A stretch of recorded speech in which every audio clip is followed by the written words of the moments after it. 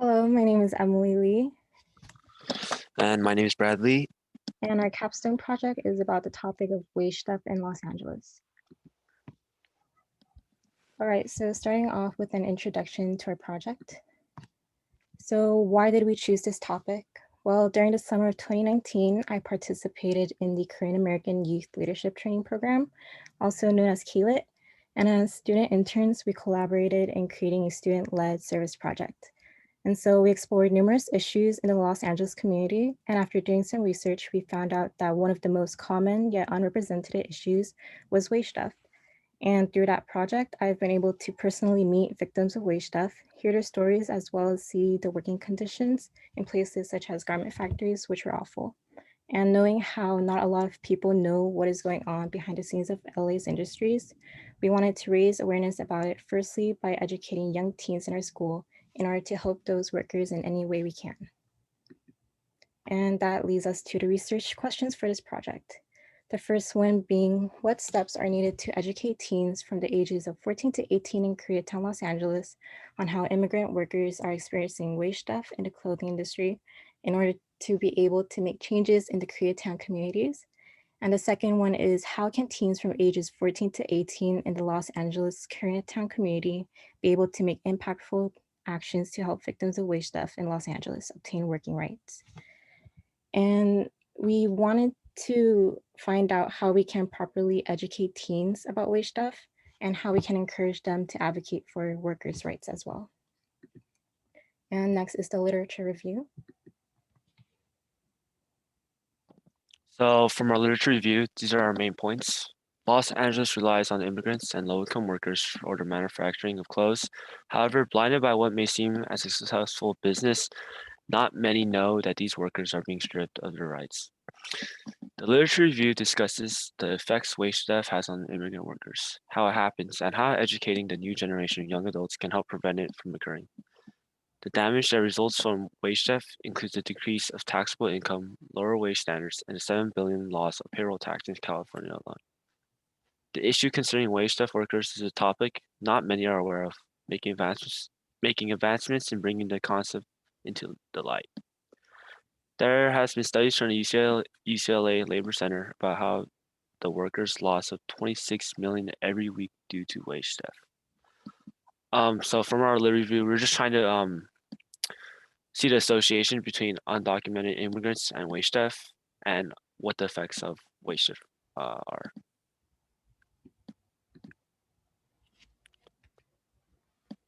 Um, Gathering data. In order to gain more insight into the public perception of wage theft, we developed a survey in Google Forms that was administered to the juniors and seniors at Larchmont Charter High School. Our target population, teenagers from the ages of 14 to 18 in Los Angeles, California, juniors and seniors at Larchmont Charter High School. Prior to publishing survey, underwent consultations with peers from the Capstone 11 course and reviewed feedback from Mr. Ehrlichman to ensure that it was appropriate for distribution. Main purpose of survey, to gather information about whether students have previous knowledge on wage theft and to see the different opinions. And this was among 40 students. This is mainly just to gain information in the of what the differences between kids and adults in their opinions on wage theft and how educated we really are. So we will be showing a couple of the questions we had in the survey. And once again, this data is based on a total of 40 anonymous respondents. The first question was, do you know what is wage theft? And we found out that 55% of those people did not know, 27.5% do know, and 17.5% somewhat know. And especially since 55% out of only those 40 people didn't have prior knowledge about wage theft, this helped us realize that a lot of students probably don't know as well and gives us more reason to bring it up. Next question, do you know someone who has or is experiencing wage theft? 32% or 32 people or 80% of respondents said no, while the other 20% said yes. And the thing is, it might be kind of confusing to determine whether something is considered a wage theft violation. And usually a lot of victims are afraid of telling their family or asking for help. It happens behind the scenes, and so it's hard to tell, but according to the 20% of people who said yes, the two most common forms of wage theft include overtime pay and minimum wage violations. And so it is important to make sure that people are aware of the different kinds of wage theft that they can be affected by. Then at the end of our survey, we had an open response question asking, what do you believe are some ways how the youth can raise awareness about those facing wage theft? And these are the responses that we receive. A couple saying, have more information available, spread awareness through social media and actual talk about the topic, talk more about it and spread the word about wage theft. And so thanks to these and the other responses we got, we had a better picture of how we could approach our project.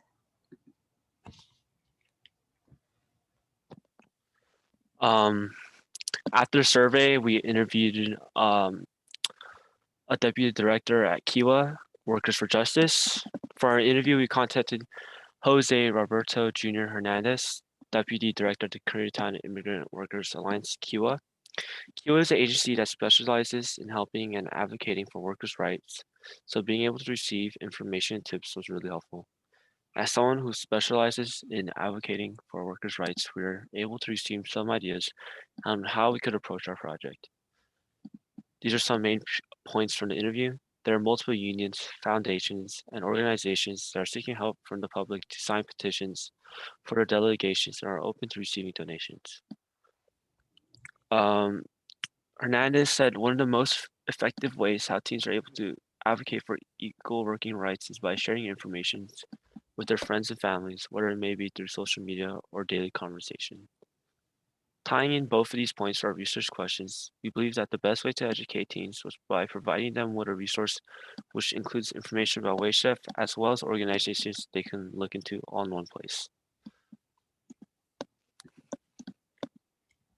And next is the field observation. Prior to the pandemic, we worked with Kiwa through the K-Lit program to participate in a delegation against Genwa Korean Barbecue in Beverly Hills, which was accused of committing wage theft. And the observation took place on July 26th of 2019 before opening time of the restaurant. And we are accompanied by Kiwa representatives, two pastors, Do Kim, who is a civil rights attorney, K-Lit students, and the actual owner and manager of Genwa. And the reason why we were there was to voice our concerns and help them learn about how they're able to improve their working conditions. And once we were at the location, the owner brought us into a private room sectioned off in the restaurant and was being cooperative in listening to us, as well as the ways he could change his business. And weeks after the field observation, we received news that he agreed to increase the wages of workers depending on how long they worked there. And it was only recently that news came out that Genwon was fined about $2 million. And if you click on the image in the middle, then it leads to a separate article about that. And there is an image from during the delegation. And the man on the left is the owner of Genwa, and the man on the right is the manager of the location.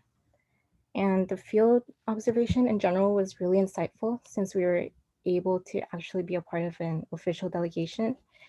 And in relation to the research question, we believe that by educating teens about wage theft, it would allow more people to become more open into participating and volunteering for organizations that fight for the workers as well. And this is our action plan. So this was our process of our action plan.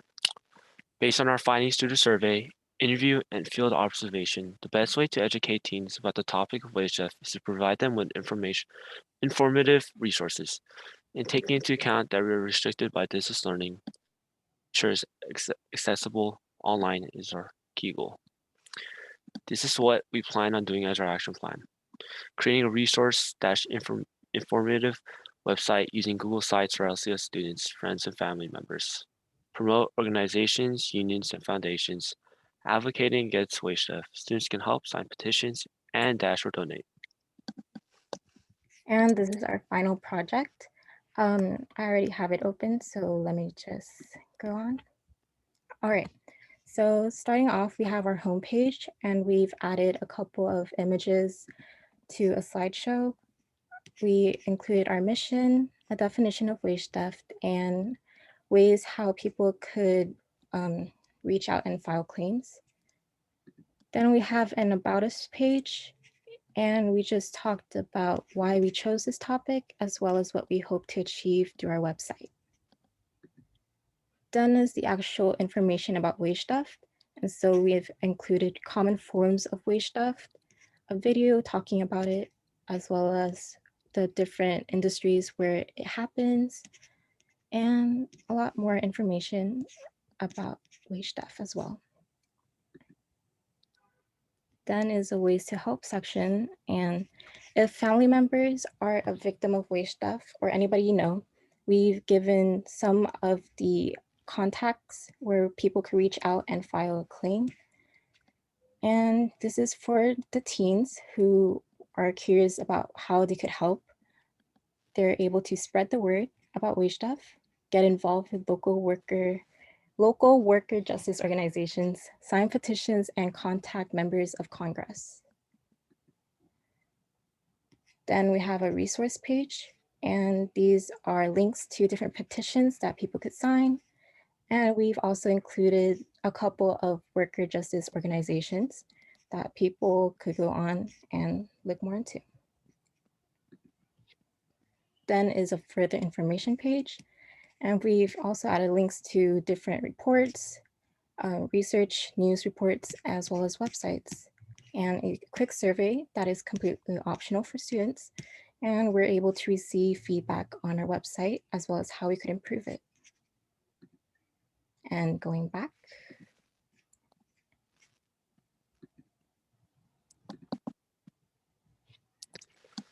So what are the results of our website? What we accomplished? Provided the necessary information for our audience to learn more about wage theft and how they are able to help through the website.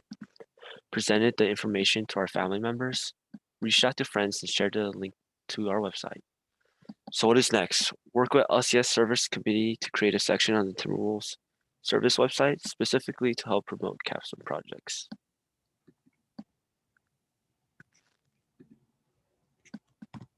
and in the end, these are some of the goals that we hope to achieve through our project. The first one being students will be able to spend some time exploring the website.